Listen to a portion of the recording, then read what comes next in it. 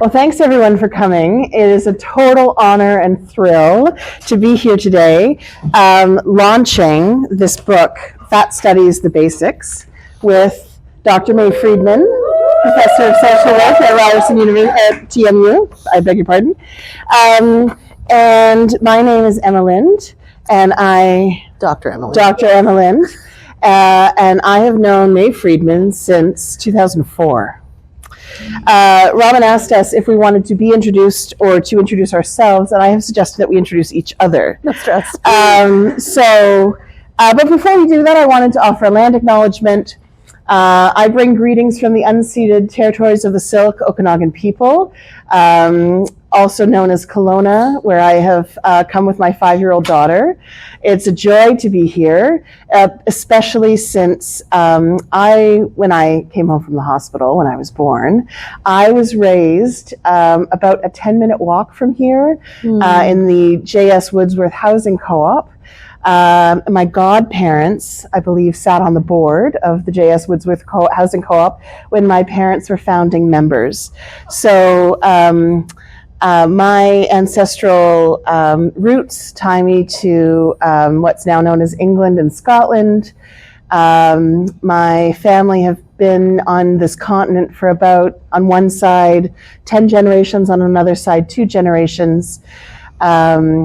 And I'd like to acknowledge that we are on the territories of the Anishinaabe, the Haudenosaunee, the Huron-Wendat peoples, and specifically recognizing the Mississaugas of the Credit First Nation who negotiated a contested land cession with the British at the turn of the 19th century, and it was contested until the early 21st century. I also want to acknowledge that the territories that we are on are we're on landfill right now. Is what I'm trying to say. We were underwater. So it's a reminder of how colonialism has actively worked to literally reshape the space and how we move through space. As I was walking through this building today, I was thinking about how exciting Congress is, how so many people come from all over the place, and it's a time of like reunion and reconnection. There have been really warm hugs when I came in the room. And in fact, in these territories, particularly the shoreline, this has been a site of transnational trade and ceremony since time immemorial. So reunion and collaboration is nothing new to these territories. And also the paradox of being in a college. I was just speaking with Carla. We have come up through these traditions of education that seek to liberate.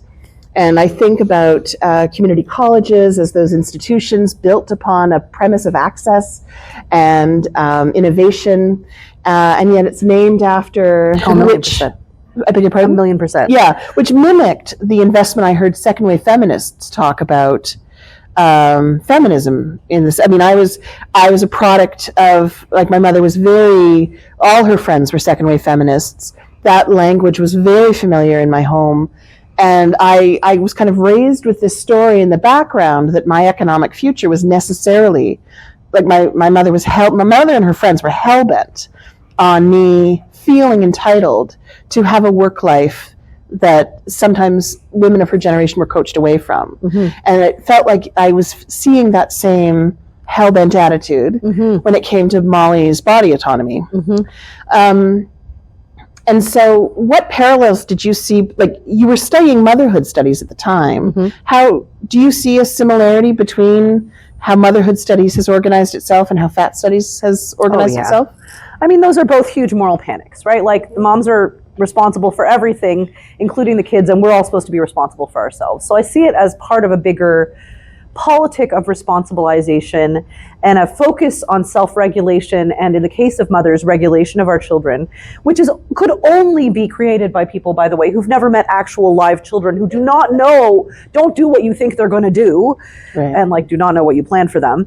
And so I do think that it's about containment. Both of those things are very much about containment, and both of those things, not to say and not to be essentialist, but they are about containment of female-identified bodies, first and foremost. And that extends its tendrils to all kinds of genders. So again, I'm not meaning to be essentialist about it, but I see them as both ways to slap women down, to keep us quiet, to keep us contained, to keep us busy.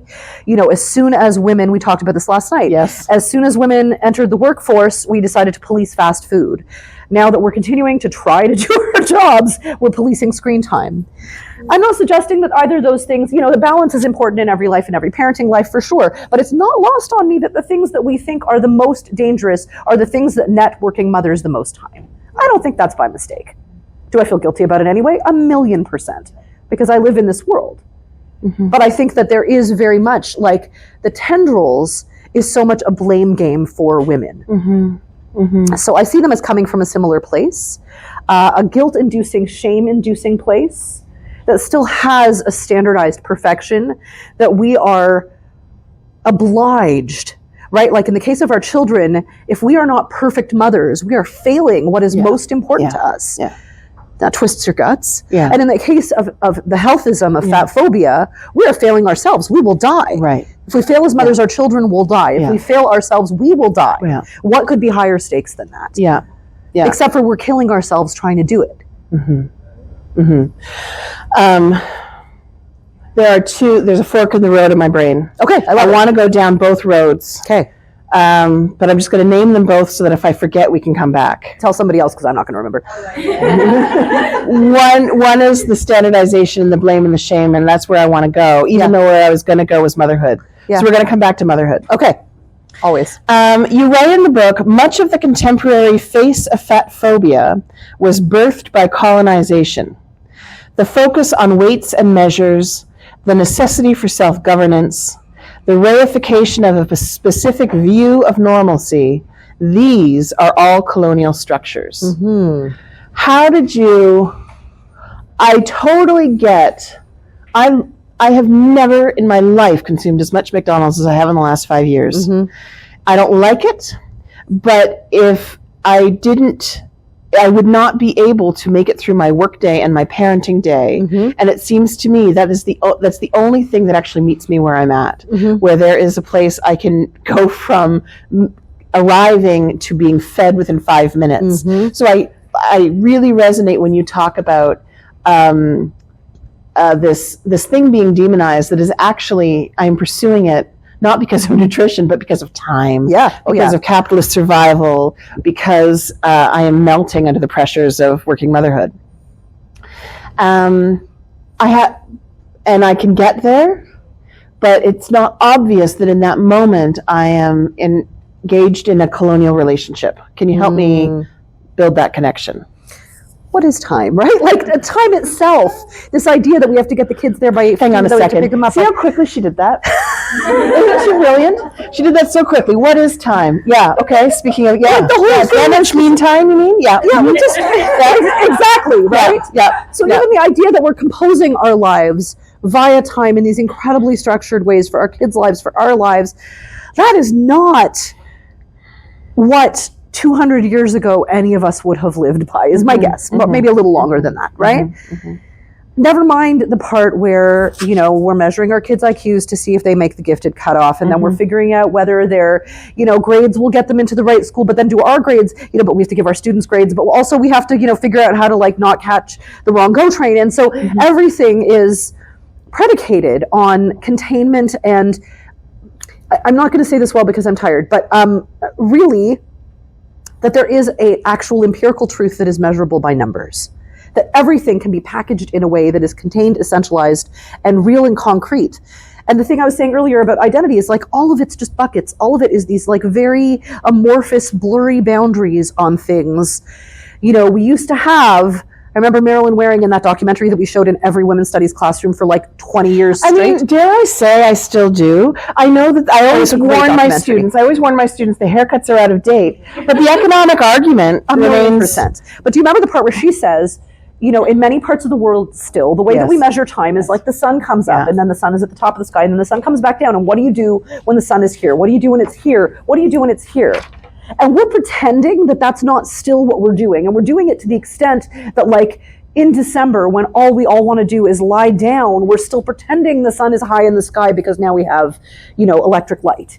But ultimately, these are colonial impositions on our body's clock, on the land, on the whole way we surround ourselves, right? And so I just see all of it coming to a place where, we rearrange our bodies into these incredibly twisted, with fillers and removals and all of the different things that we're doing to somehow approach, like we're literally turning ourselves into Barbies, right? Like we are putting plastics into our, and I don't mean that in a judgmental way. We should all just do what feels good, but why? What motivates us to think that cheating time, that cheating death?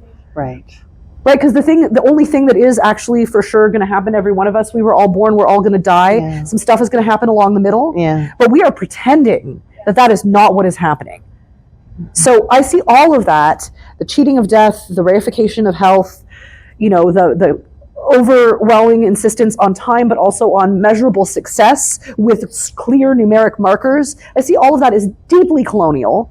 And I think I would say that fat phobia is the symptom of that coloniality, not actually in and of itself, in isolation, its own ill, right? It's happening because we're obsessed with control. You're right. In a modernist society, we are committed to the idea of self-determination. Our values and our policies are guided by ideas such as pulling ourselves up by our bootstraps or faking it until we make it. Some of the anxiety around self-determination results in the demonization of fat. So, the obsession with self-determination and being someone in the world that is not just being someone in the world, but someone we have created. Like we have created our own sense of self. We can take full responsibility for our accomplishments, but also our failures. We are nothing but the product of our own good decision making. And therefore, if we keep being in control, we will not die. Right? Yeah. Look, I am a grade A control freak. How many times have I swept my house on the 24 hours? I was a little surprised last night when you were home for 27 minutes and you got a sweep in. Yeah. But, yeah. So it's not like it's like I'm a complete hypocrite. Like, it's not like I'm not doing all the things that I know, but I don't think that they're health-based behaviors. I think I'm doing them because I am overwhelmed. And the illusion of control is sometimes a salve. And sometimes it's the very thing that is bringing me down, that is bringing me to my knees, right? So I don't think any of it works, and I'm still going to do it sometimes because that's what we do. But I think this idea that we can predict the outcome, who would want that, particularly as mothers? Oh my God, if you could guarantee me that if I could just like flash forward to my deathbed and see all four faces around me, that they're all still alive, I wouldn't need another thing in the world. Yeah. Right? Yeah. If I could do anything, if you could give me anything to predict to me that my kids will be safe and okay, I would give you everything. Yeah. And I mean, as you know all too well, that's bullshit. Yeah, for sure. For sure.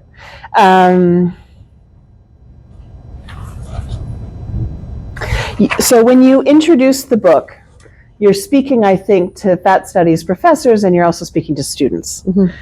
And you say the skills gained in fat studies courses can allow students to become critical thinkers in ways that extend to a range of other settings. And I love that, because so much of, I get so distracted teaching fat studies in just putting fat studies on the map, letting people know, here are the new words we get to bask in, here are the ways of understanding we get to. I rarely kind of look up and am able to place the work we're doing into a broader context. So I love that you are making an argument in this book for fat studies being part of a critical movement and a kind of patchwork quilt of other, knowledge production and boundary pushing. I'm wondering, we met in one of those settings where we were training ourselves to become critical thinkers. Are there skills, like what are the similarities and the differences in the skill set you're creating for your students that you did and didn't get in gender studies as you were coming up? Such a good question. So I think that sometimes, let me stop by saying some of our mentors and teachers were superb at teaching us to be more critical thinkers first and foremost, to find some kind of creative suspicion, to really become deep questioners. Yeah. And in some spaces, particularly social justice spaces throughout our education and also in popular culture, we were taught to replace one set of concrete thinking with a new radical zazzle, kind of set of critical thinking. And one of the things I found myself thinking a lot when I wrote the book is like, what I do not want, and I say this a lot to my fat studies students, is to just replace Barbie with fat activist Barbie with her like rainbow bandana. And so I think for me, the essence of fat studies is actually about rejecting any right way of being. And it can be really tempting to, I'm sure we both did this, we certainly know other people who did this, to become a fat activist and be like, oh my God, I can't believe she's on a diet. Yeah. And, oh my God, I can't believe she's whatever. Yeah. Insert, Sure. Right, what a person who is just, giving themselves over to the system, who's a chump, would do, right? Yeah. And I'm just not interested. Frankly, we're all chumps.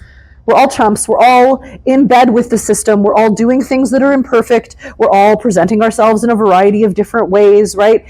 And so for me, I try very gently to say to my students, I want to encourage transparency. Like every choice is a constrained choice. So why did you get the salad? Why are you wearing that and not this? Why were you on time or not on time? Why do you remove your body hair or choose not to? Like what, all of these different parts of your life, where's the why?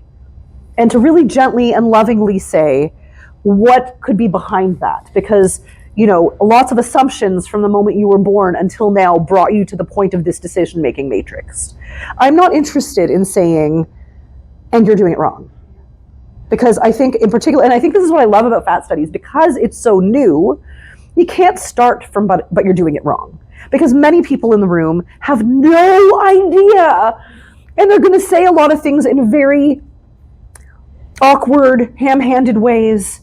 And they're, like, name me a class where I haven't brought this up and had someone say, but what about your health? Right? So, okay, no problem. Let's unpack that. Yeah. Where is that fear coming from? Yeah. Right? I had a class, I remember early when I taught fat studies, a student who said, okay, but I mean, sometimes I just eat a lot because I'm really emotional. And I was like, yeah. My babies used to breastfeed a lot because they really craved connection. It turns out food, it's not just fuel. And so I didn't say it snotty like that. We're all chumps. Yeah, but again, I'm the last person, and let me be clear, this is probably why I'm so hell-bent on this, because I know myself to be a deeply imperfect person who is still hypocritical in so many parts of my life. Hello, leg wax, right? So how on earth would I dare suggest that there's a perfect way to be? I know I can't be perfectly thin and contained and free of fluids and leaks. And I also know that I can't be a perfect activist who's going to get everything right? Like, I'm getting everything wrong all the time. That's okay. What I'm going to try to do at my best, and not always succeed in that either, is to challenge myself to understand what is behind the motivation for the things that I do, and to acknowledge that we're all in bed with complicit systems that mean that these constrained choices, they're going to keep recurring, right? And so, I don't know, I can't even remember what the actual question was, I'm sorry. No, but I love what you're saying, and my higher self buys into it. Mm-hmm. But I'm also really threatened by what you're saying. Mm-hmm. And that, in many ways, is not the ethos that I was, that attracted me to gender studies. Yeah. Nor, and like you said, you said something at the beginning of your answer, like, neither of us want that. You're much better at this than me. I mean, I do want to scorn people on diets. I am mad when people are imperfect. It's threatening to a kind of countercultural impulse. Because it'll keep you safe, right? It's just the same impulse that says if you diet, you'll live forever. Says if you scorn diets, you'll win. That's right. Right? That's right. Then your baby will be okay. Right. Your child will never get an eating disorder. I shouldn't even say that out loud, because you're doing it right. We just want to do it right. Yeah. Dude, do I ever want to do I really want to do it right. Yeah. But I think it's right that we have to actually throw out. Yeah. I hate that. I hate that too. I hate it with every fiber of my being. And I live contrary to that in many parts of my life. I'm a workaholic. I'm an overproducer. My house is too clean, right? And it's not because I mean, some of it is because I enjoy having a cleaner house, and some of it is because that's a way to perform doing it right. Yeah. That is within my control to some extent with the abilities that I have today. Yeah. Yeah. So, but I can at least question myself. One of the things I've done, I was talking to Carla about this at the lunch break, like the ways that we talk about the need to resist imperfection by writing articles that we then publish in prestigious journals, and why this trajectory away from the normative ideal, but toward a normative ideal academia is so fucked up. And so I'm thinking about that a lot. And one of the things I've started to do is say to a lot of the students that I work with, and certainly to many of my colleagues, like, just to be clear, I do a lot of work because I am very anxious and not because I'm very good. Because what I am not willing to do is have whatever success I meet be wrapped up as something that then is used as a stick to beat somebody else. It's bad enough that it's a stick I'm beating myself with, but I'll be damned if I'm going to have to story that as a right way to be. Yeah. It's easy. Hits, what? That message hits with your students. Woo! I'm doing something right. On my mat leave, you and I had a very extensive conversation of, you don't have to do this work while you're off. Yeah. You don't have to measure against this. And I won't forget that, because it really meant a lot, and it hit. And I took it seriously. Sometimes you can do things for other people you can't do for yourself. Do you know what I mean? Like, when I think about all of you working too hard, I get angry. But like, I can work too hard, it's okay.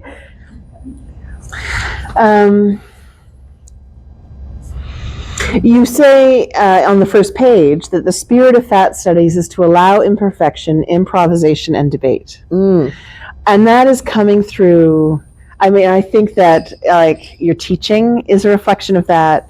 Your publishing, your collaborations, I really see that as your contribution to the field. And I feel like this is a moment of the field's growth. And you're going to hate me for saying this, but I think that your role in the field is really essential. Yeah. I think you have helped to build this field up. You have sustained it. You have trained students who are now leading conferences on it, who are editing journals in the field. I mean, there are 2 leading journals in fat studies, one of which was birthed in your living room. Ish. So these are not, so I really feel like this is very much your contribution and your direction setting. Do you see it echoed in other parts of the field? Because I can trace the lineage to you very proudly. Okay, but it's a funhouse mirror because it's echoed and echoed back, right? Like, I look at this book and I think about all the things I've learned from every person in this room, right? I see traces of all of you in this book already. Yeah. So it's not this like great gift that I created and gave to, no, it's that these are iterative conversations and curiosities that we've been all working on together. And I've always thought like the notion of a sole authored book is kind of bullshit, because like it's never one person's work. Like, we are never only, you know? And so the mistakes are mine and the wisdom is yours. Going now from fat studies to fat identity and fat life, one of your, concise, brilliant sentences is, to be fat is to transgress the social contract. What does that mean? I mean, you're already wrong.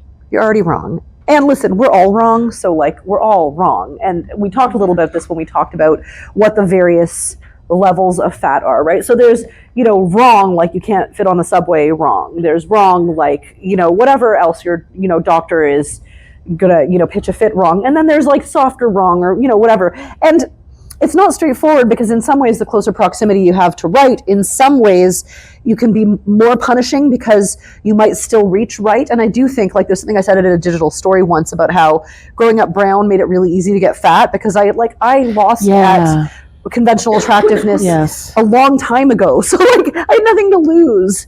I was never going to be a pretty girl in the way that was conceived by my teenage cohort. Whereas, and that's because it took me so much longer to see my own whiteness. Yeah. I think fatness was so much more threatening because the story of normative bodies was so much more accessible and expected. It's your biggest transgression. Whereas I lost a long time ago. You know what I mean? Or, I mean, just not to be pushy, but to phrase it in a way from a different direction, I think that the beauty standard might have been revealed as a myth much earlier. Yeah. In the imagination, Yes.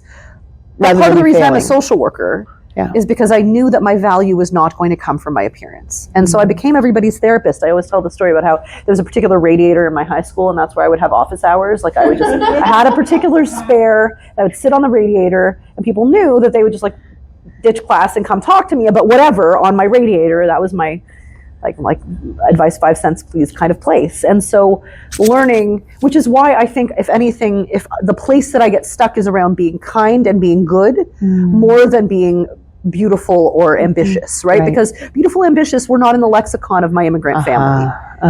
But like, you better get in a fist fight over who's going to pay the bill, as in we're both paying. Right.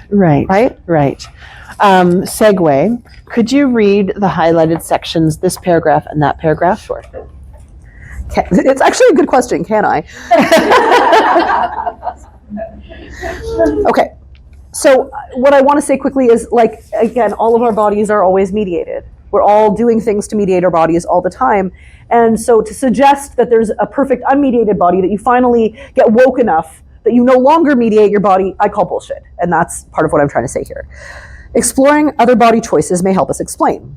I'm a brown woman with very curly hair, and I was taught from a very young age to make sure that my hair was tamed and contained. One of my earliest memories is of my mother putting my hair painfully onto massive rollers and sitting me under a huge hairdryer that looked like the helmet of a spacesuit.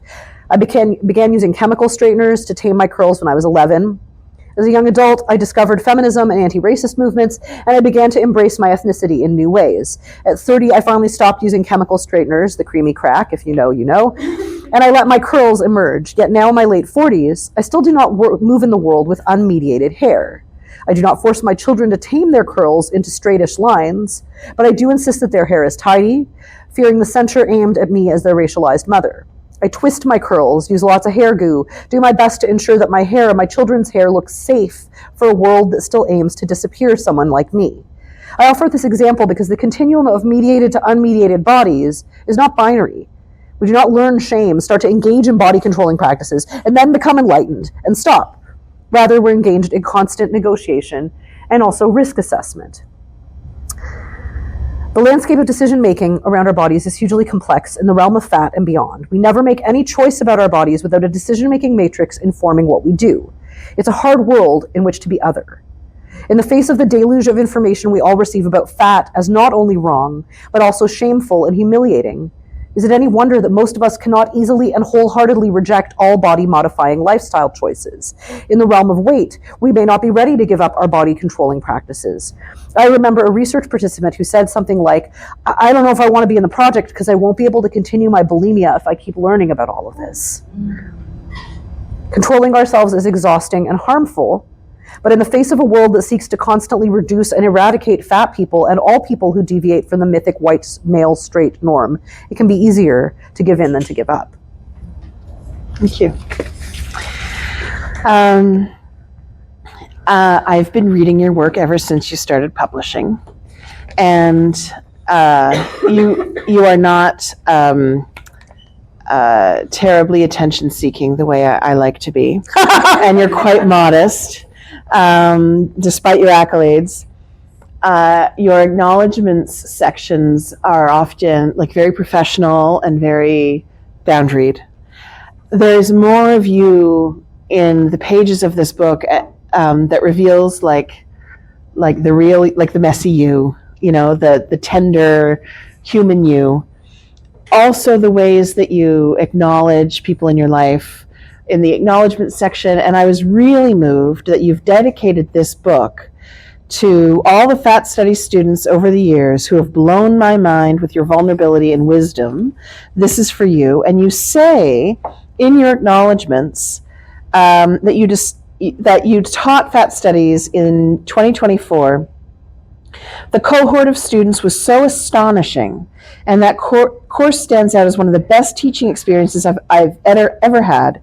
If I had been approached at any other time, I think I would have said no to writing a book about fat studies, but the courage of those students wouldn't let me go, and here we are. That is not the first time you've taught fat studies. No. So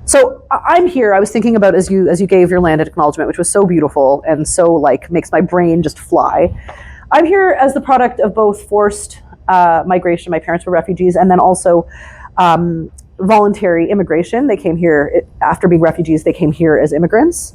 And my parents did not have the same kind of educational opportunities that they allowed me to have, right? My dad left school at 7th grade. My mom finished high school when I was a child, and I used to I would play sick and go sit in the library at Bathurst Heights and read Irma Bombeck books, speaking of like motherhood studies, when I was like 8 or 9 years old. And so, yeah, so like the proto-mommy blogger, it's really funny.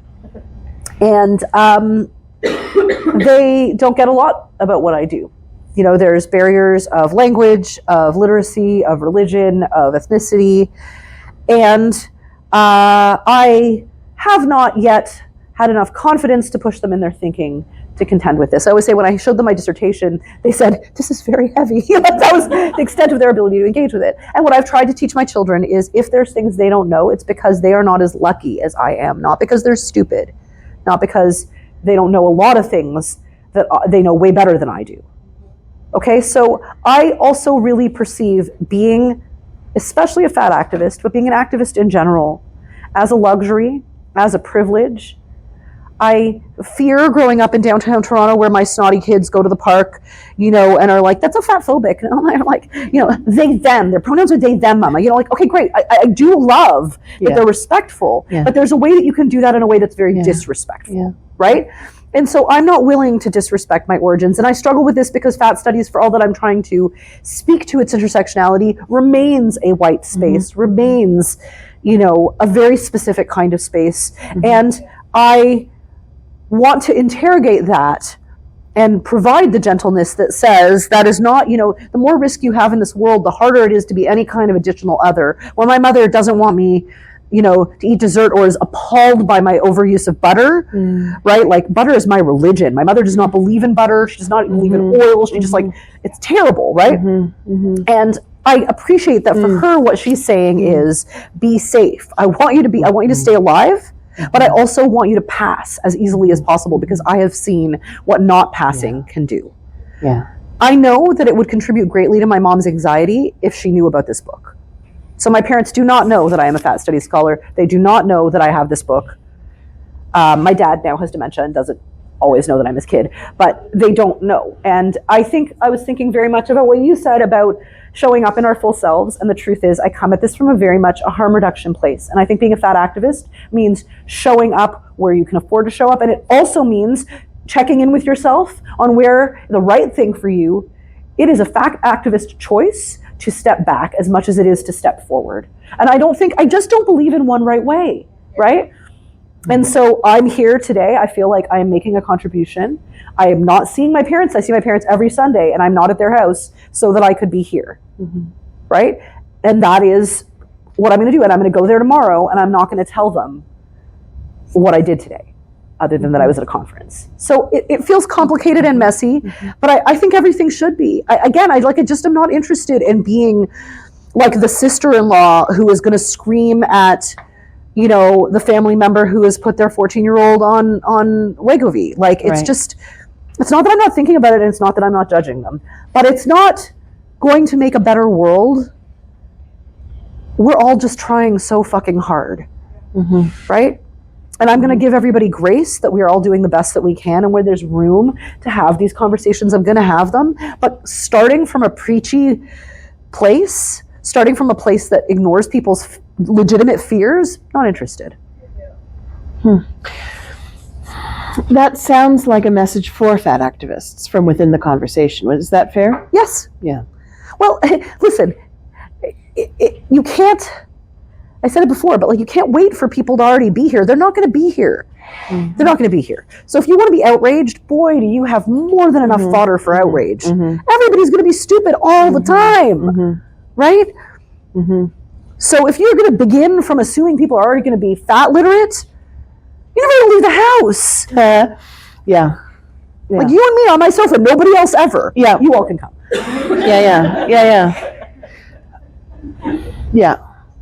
And I see in that, I mean, what you're sketching in my view is an epistemology that of of complexity and ambiguity. And generosity and curiosity. Yes. Maybe I find those parts kind of threatening about it. But that to me, that is the other side of white supremacy. Yeah. When I think about white supremacy and its edict to standardize, to be unmarked, to aspire, and to deny and disavow any contradiction. Look, let me tell you the dirty underbelly, which is that I'm still entering every room with an apology.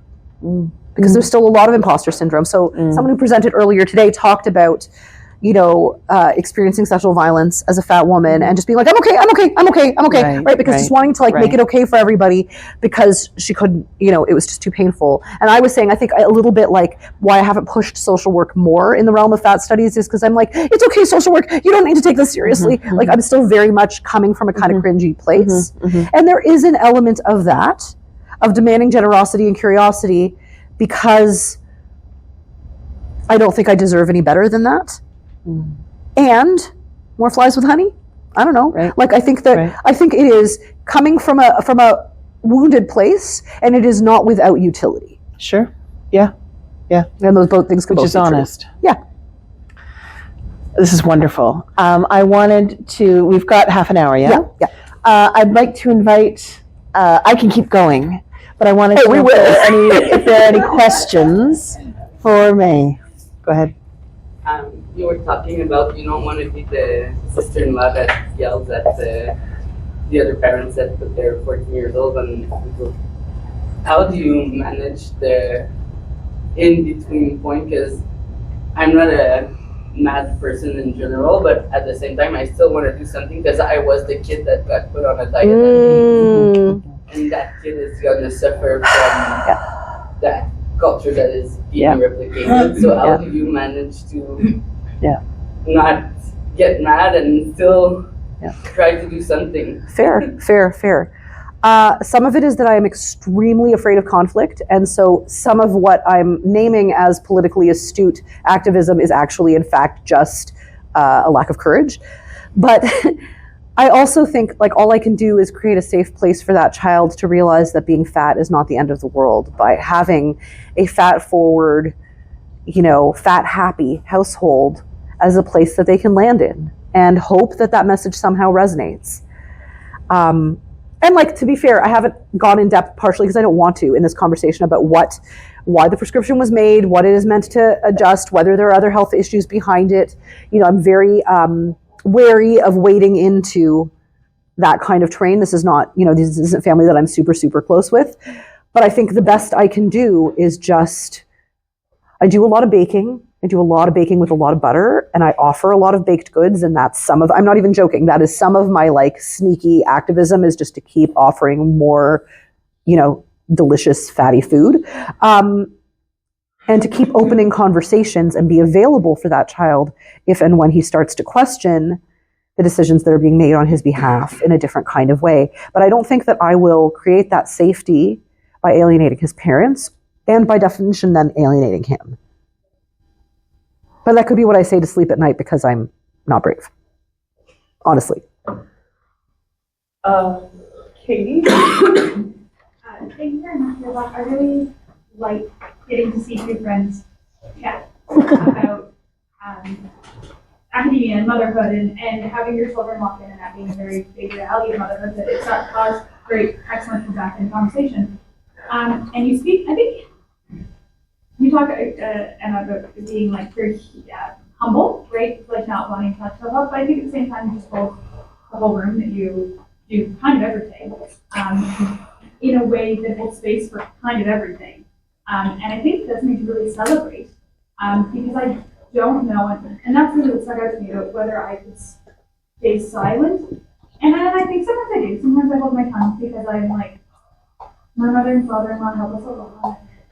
Off today, will we have help tomorrow? And then other times there's this little kid inside of me saying, how dare you put me on Weight Watchers at 14? Mm-hmm. How dare you do that to another child? Yeah. And ultimately, you're right.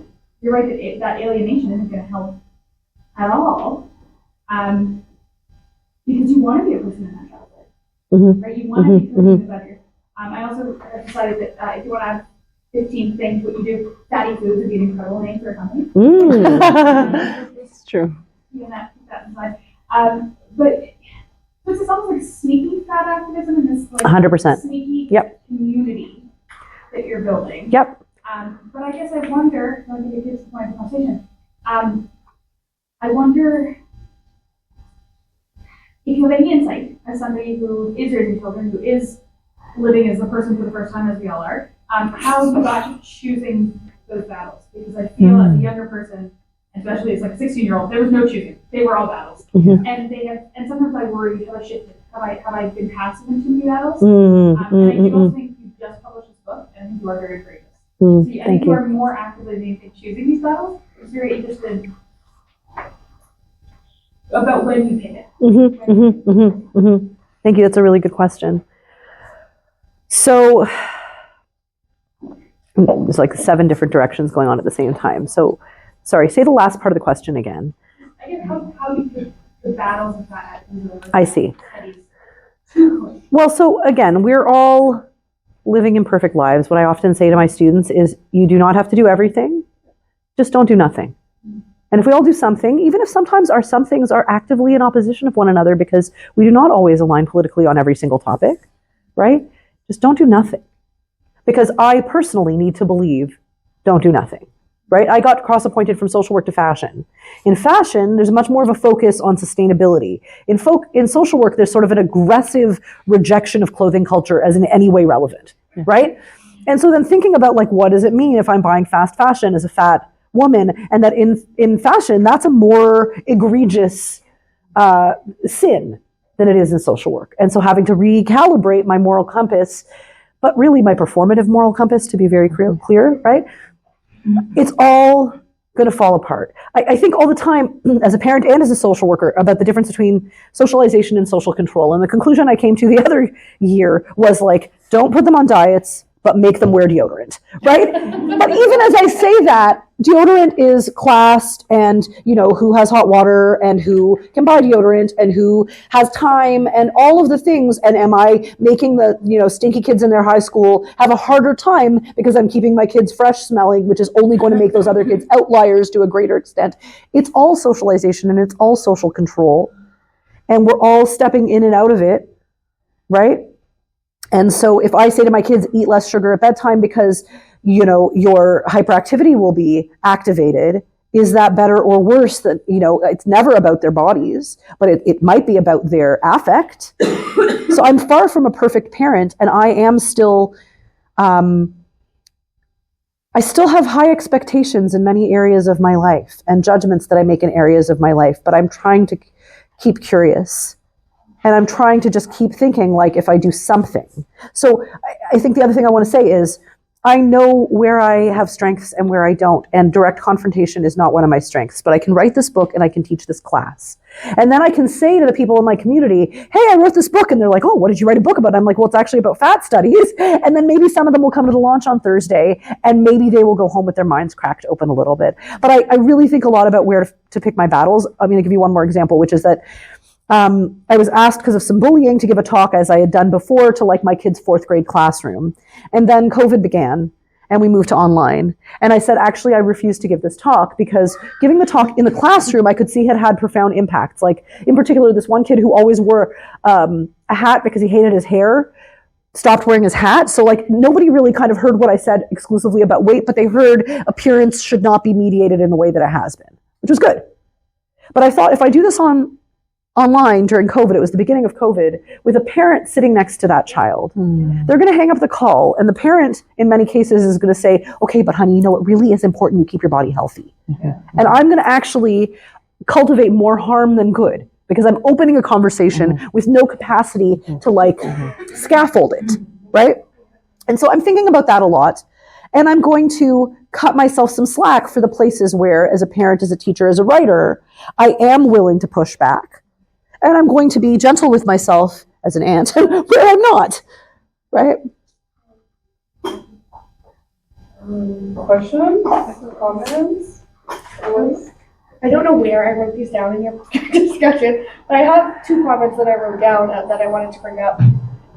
The first one was around, your role as a mentor and passing on that studies. And I just wanted to say how, if I haven't shared this conference today, Emma was talking about now you have students leading conferences.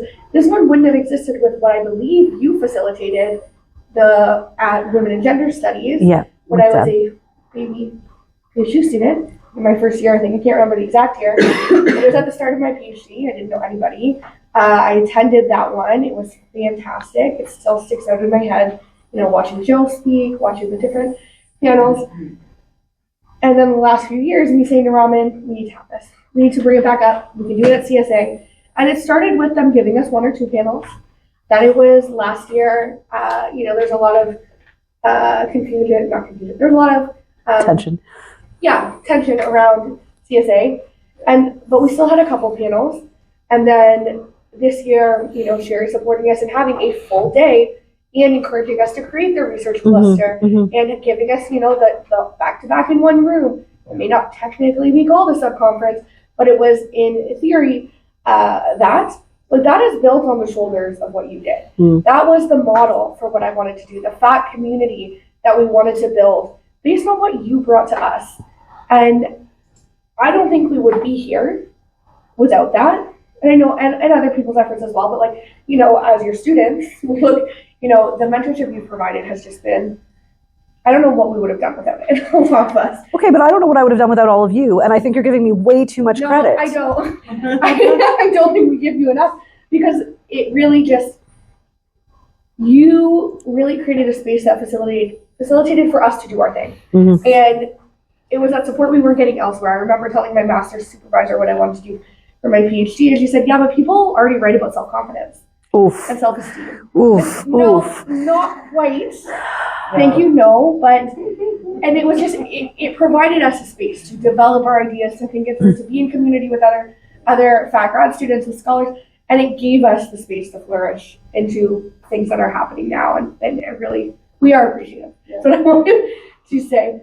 And the other note I had here, again, I don't know where this came up, but I wrote, Kelsey, you're a fat mom with a restrictive eating child, and I don't know where that came up in the discussion, but maybe it was like, we might end up, no matter how your fat politics are, you might have a child with an eating disorder. And when I tried to get pregnant, and when I started, that process, my biggest fear would be people telling me I overfeed my child. Well, guess what? I have a child who's in occupational therapy for eating and feeding because he will not eat. He doesn't care. He would go the whole day without food if he could. And I'm like, hey, buddy, you're 5. You need to grow. And I never thought feeding my child would be the hardest part of parenting. Right. And a lot of that is wrapped up in what I think people think of you. Yeah, of course. How your child's going to look and act and eat as a product of a fat mom. Right. And it's just been a lot of re-navigating those spaces. I'm thinking, I don't know what you brought up. I mean, you wrote that down. But you just don't know. No matter how out you are with your fat politics, you could end up in that spot. I mean, I keep saying motherhood is like immersion therapy for control freaks. Just be careful what you think you got. You're like, at one point, my now oldest child, who I'm a yeller, let's be real. And I yelled at him all the time. He has ADHD. It was not the easiest kid, and was very handsy, and just it was not great. And I felt terrible, so much consumed myself with guilt. And at some point he said to me, the reason I'm really mad at you is because you kept telling me I was good at everything, and I didn't know that actually there were some things I wasn't good at. I was like, okay, on the list of things I did not set aside money for therapy for, your overabundance of self-esteem was not on the list, right? And that, I give up, right? They're just erratic, as our bodies are, right? As our bodies are, as our, selves are, and children are the epitome of that. Let's say I was a great parent before I had kids, right? There's no rhyme or reason. And so having to actually, despite every inclination I have, actually just go with the flow. It's hard. And I'm fighting it at every turn, let's be clear, they'll tell you. But I am also grateful for the ways that it pushes me and challenges me to believe what I say I believe. You know? Yes, and then I was joking earlier, like 1, 2, 3 is our kind of keeping in mind. So 1, and then 2, 3 in the back. Oh, If there's time. and then Molly. Okay, I'll put you on the I think we have list. time. Floor is yours. Love it. Um, This is one of my dearest friends and neighbor, Anna. I want to push you a little bit on, because you're putting out this sort of idea of, in a way I would say everything goes. We have to question everything, we have to, any impulse we have towards wanting something, and then part of me is like, no, some things are just better than others, Deodorant. right? Yeah. Like, I'm sorry, like they just are. My life is better having known you and having learned through you about that. Mm. It just is. Fact. Mm-hmm. Right? And I'm wondering whether you see that. I do. I'm very proud of what I've done. And also, how fucking shitty is it that you had to learn that any of it from me? Like, you're a sociologist. You know what I mean? Like, no, I'm serious. Like you say, that like, your supervisor, your tenured professor supervisor is like just, people have written about self-esteem. Like what a sad, thin, spare world we live in where this is news. Like, why don't we already know this? Why aren't we saturated with fat-friendly faculty who are supporting all of the things we do? Can I say one more thing? Yeah, of course, yeah. Because at some point you talked about colonialism as sort of a force in all of this, and I see that. But I also think capitalism, Fair.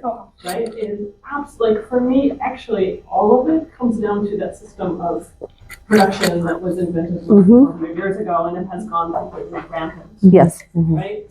And that includes Mm-hmm. incompetent, but racial capitalism, Yeah. the way that works, the way that incorporates how we think about values, is I think really critical in all of this as well. And that for me, so when I think of how do we decide on, in these messy spaces, I always go for what's the decision, what is the decision rule I can apply here. Right. So, and I do think generosity is great. Mm-hmm. I think that's a good one to go with. I do think grace is great, but I also think spaciousness Yeah. and openness and being willing, like what you are demonstrating, being willing to be wrong. And then I'll end with one little other question. What about joy? It's a really good one. It's a really good one. So much fat joy. And like many other groups of people, like I refuse to allow us to be constrained only by all of the terrible things that are said about us. That, I am not interested in going from being an object of shame and blame to being an object of pity. Like, okay, fine, it isn't your fault, you poor thing. No, thank you. So I think fat joy and the ways that we gather in fat community, that like making food for the people that I love, fat clothes swaps, fat swims, fat beach days with all of our, rolls of flesh, really, truly, truly working so hard to believe that everything we have been taught is ugly, is beautiful, fat sex, all of it. Like, I am not, again, some days are better than others, and I'm sure that that's true for every one of us. I really think it's a journey in a world that is screaming one thing at you so loudly. To choose to think something else is not always easy, and I want to leave room for that so that we don't just like feel guilty for feeling guilty, you know what I mean? But I think that joy is the antidote, and I think it's the only way through is demanding. See, even as I say that, I'm thinking about sanism, though, and the fact that, like, not everybody can achieve joy or can outthink sadness. And so I will put a place for joy, and I will also say being mindful that that is not always within everybody's capacity. Thank you. If you'd like to introduce yourself and then share your comment or question. Brian Rotend is my name. I'm a retired everything.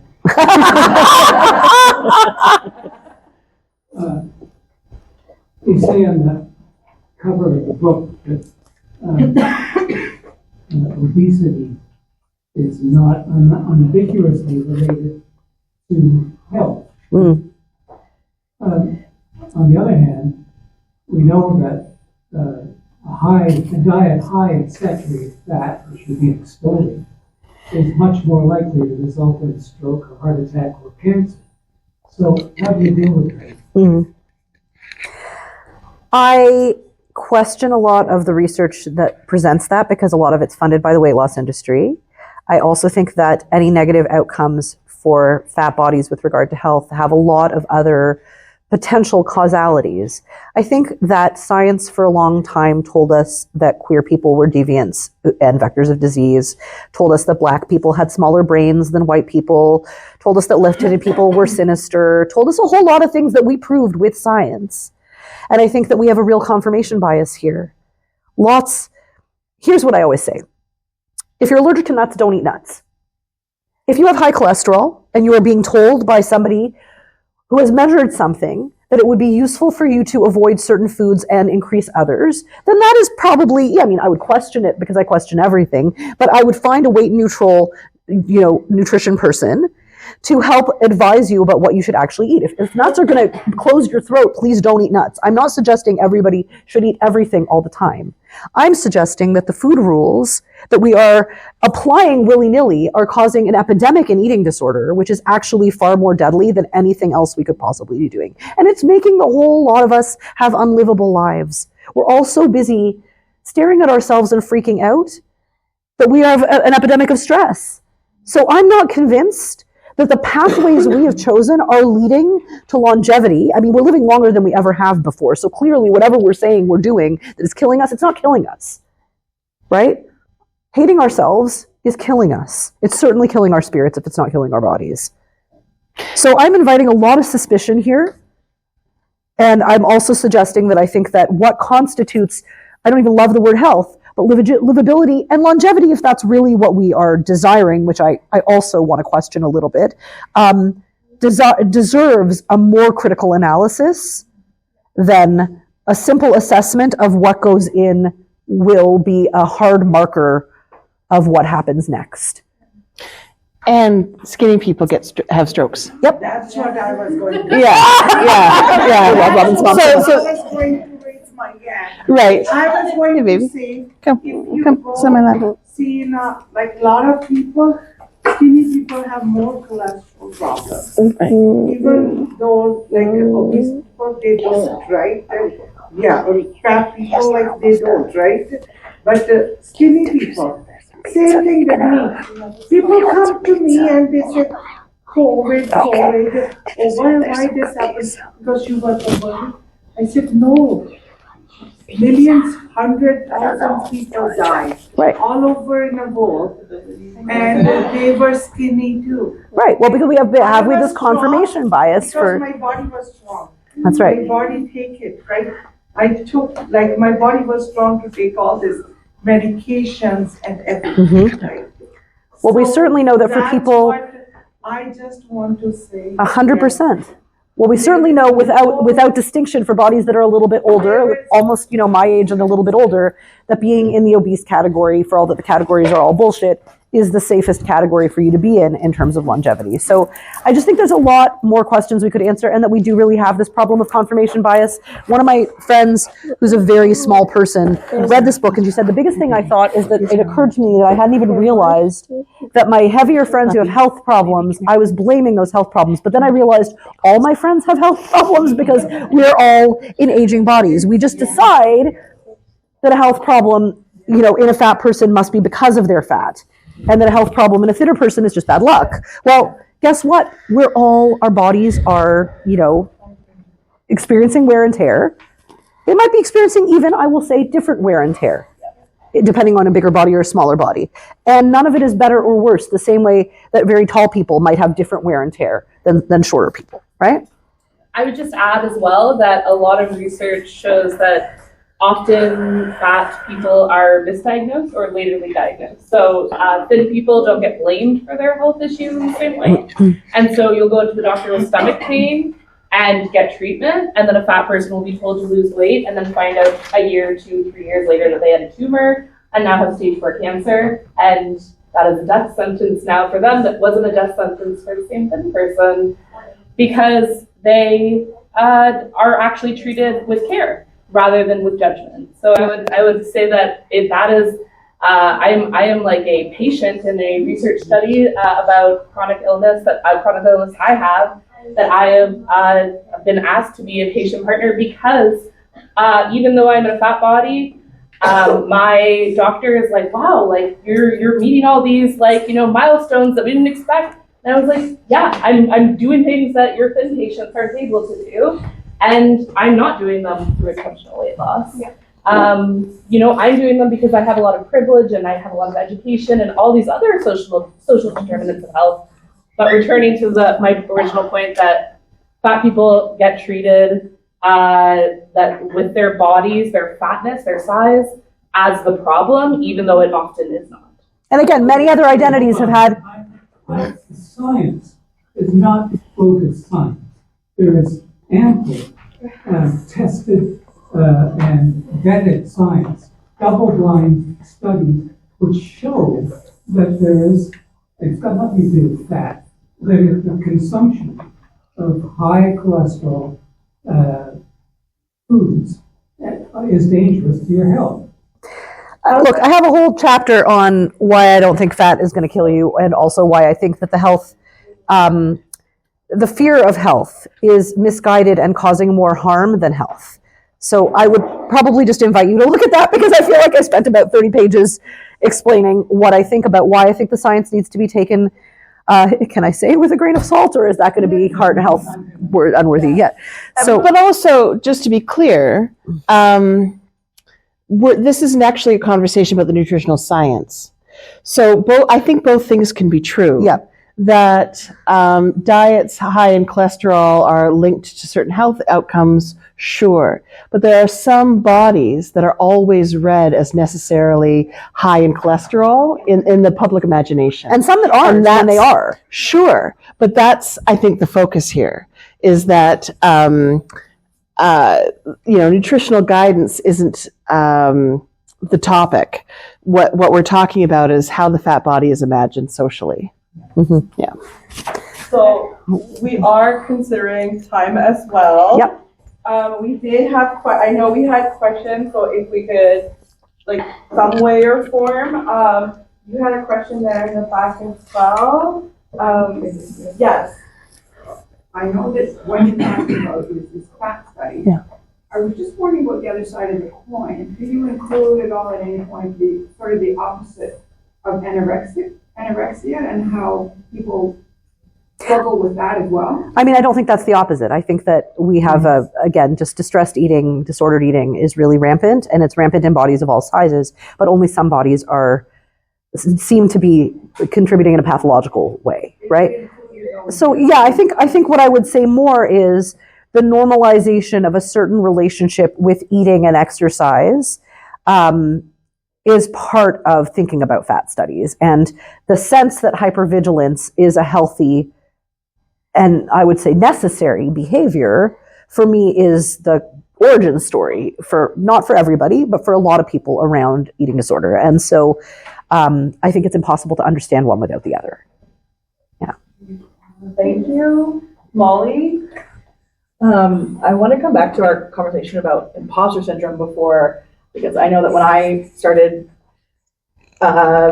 being a PhD student coming from art school, the thing I used to mitigate my imposter syndrome was using a lot of jargon, thinking I had to sound very academic. And what has been really refreshing about this conversation is how, clearly and beautifully you both are able to communicate these really dense ideas where I might sometimes sneak and hide behind the jargon.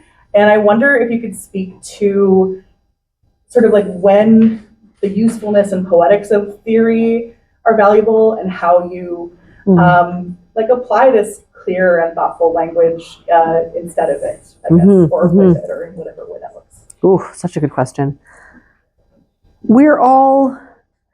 It's the same as twirling out my hair. Do you know what I mean? We're all doing things so we can pass in different places, different times. And lately I've started wearing my glasses a lot because my contact lenses make my eyeballs too dry. I've edged into middle age enough that I care less about what I look like. And similarly, perhaps I'm willing to drop a certain kind of academic drag because I feel like I've gotten far enough that I don't need to prove myself in specific kinds of ways, although I will always feel like I need to in other ways, right? Yeah. And so I think it's a journey like any other, and I think I would come back to the same questions, which is, why are you doing this? What might be behind that? Tenderly, lovingly, Like, where is that coming from? What part of you is feeling, and you might be right? Like in the same way that like, it's a really long story, but I had to go confront a police officer and like I very quickly like put on my contact lenses and did my hair because I thought if I show up in my pajamas looking really rumpled, it's going to end badly, right? So sometimes there is a risk assessment that says at this PhD defense with these broy guys, I better yank all the jargon out and perform because I'm not going to have any legitimacy if I don't play that game. Yeah. And other times, as you say, it is a costume we put on to make ourselves feel more secure. And so I think it's like any other self-representational tactic that we have, and just being tender with yourself about checking in about when and why is a good practice. And maybe that's why I invited Emma, because I know that with Emma, it's going to all be swearing. And so, brilliant swearing. And so I think that that's also why this is what I wanted. This book is really non-academically written. It's meant to be a very accessible, I hope smart, but very accessible point of entry, that I don't want it to just be for elitism, because I think that space is well served. I want it to be something, maybe not my mom, but that we could give our moms. It's also really beautiful for me to see, having known you since the beginnings of your academic career, this is the kind of book I think you publish when you've got full professor status and tenure, right? It's then that you can finally take your foot off the gas and speak freely rather than performatively. I mean, I think about I totally agree. The kind of like exhaustive blood from a stone writing processes I've engaged in order to hustle for worthiness with a far less prestigious publisher than Routledge. Right. And here you are, right, midlife, mid-career, firmly established, and you can finally you can speak on the other side of complexity with simple terms. But that's a process that I think is really opened up with institutional privilege. It's the fucking best. Yeah, it is. Right, you can bring cookies and not, Composites, we are doing it. We just published in the Culture and Organization, writing differently with very cool. writing and everything. Oh, very cool. So even at the PhD level, and we also give writing workshops. We gave 11 right now. So to say, even if you're not established yet, there's a possibility. Well, yes. It's a good point that in our teaching practices, we can also encourage smart but clear, non-jargony writing, because like overwrought undergraduate prose is brutal, but also I think it does. Like if I say, I really want your story in your words with your wisdom, I don't need you to, have this be like a citation fest, not for this assignment, right? Then I think that can also encourage a shifting culture, academic culture, that I would like to be a part of as well, toward voice that is more authentic and less in drag, like just less hidden, right? Elsie, and I think that will be our final question. Sure, yeah, sure.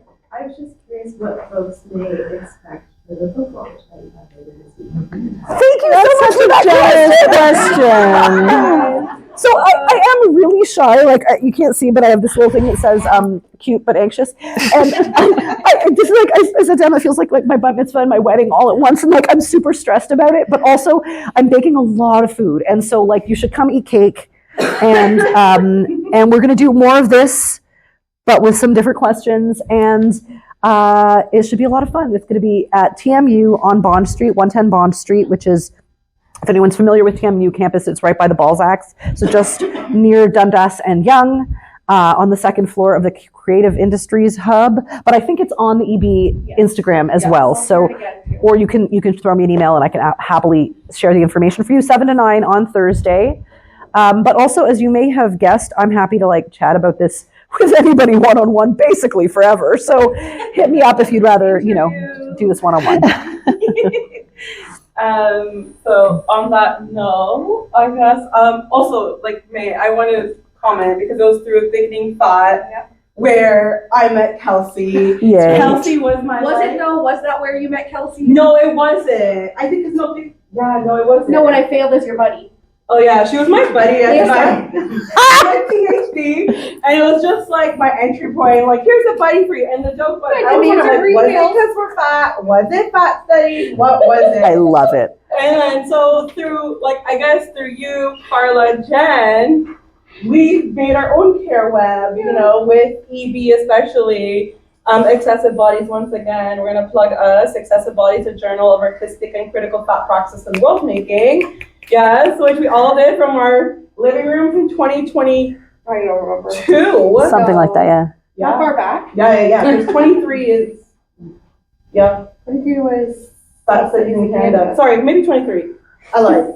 But so much of it, and then to go from what EB was, a span of like a couple emails, shooting to like 30 people in that Zoom call, to our editorial board currently, which has like 8 members, pushing out wonderful work. And we have like artists, authors, activists, like, so with your push, with everyone else's push in EB, we've gotten our Fat Studies Day. And our day here, even though it's informally not EB, but like, we're calling it that. Here for a day. Bring it. Here, Absolutely. Right? And so for that, I do want to extend my gratitude to you, to Emma, to every single person that is in this space today.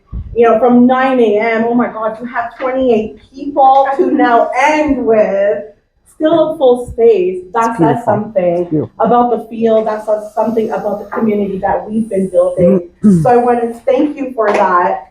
So applause for Emma and today.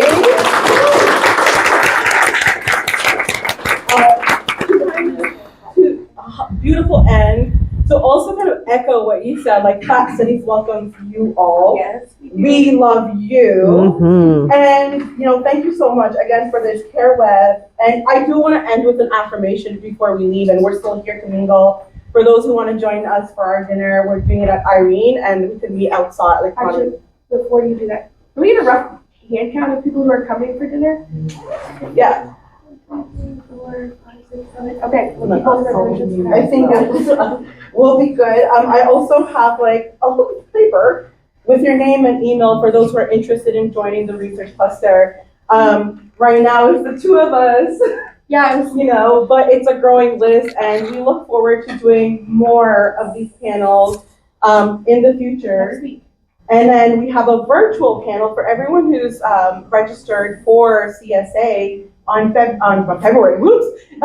June 13th, we have a panel, Committing Fact Sociology, the Benefits. It's at 11 a.m.